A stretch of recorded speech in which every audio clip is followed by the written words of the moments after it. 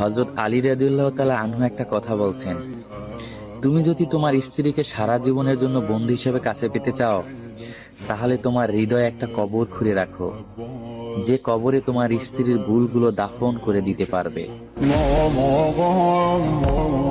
ভাই আমরা চল নামাজ পড়ি, এই দুনিয়ার মায়াতে পড়া যাবে না। হ্যাঁ ভাই চল চল। দেখ এই রাস্তার দুই পাশে কি সুন্দর ধানের ক্ষেত। হ্যাঁ এই পথটা গ্রামের ভিতর দিয়ে গেছে, চল।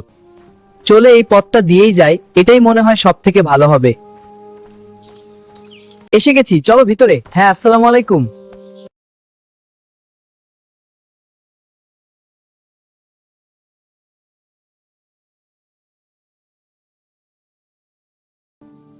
নামাজ শেষ।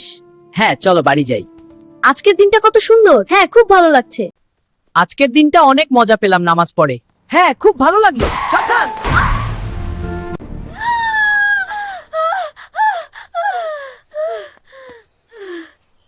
উঠ ভাই ওঠ, কথা বল ভাই, কিচ্ছু হবে না তোর। এই বলে তার বন্ধুটা তাকে হসপিটাল নিয়ে গেল। ও না, আমার বন্ধু আহত হয়েছে, হাসপাতালে যেতে হবে। এসে গেছি। এবার ডাক্তার সাহেব এদিকে আসেন, ইমার্জেন্সি, আমার বন্ধুর অ্যাক্সিডেন্ট হয়েছে। আসছি, কি হয়েছে?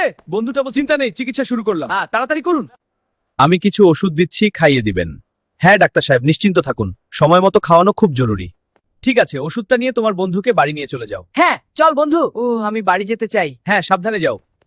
চল বাড়ি যাই। হ্যাঁ বাড়িতে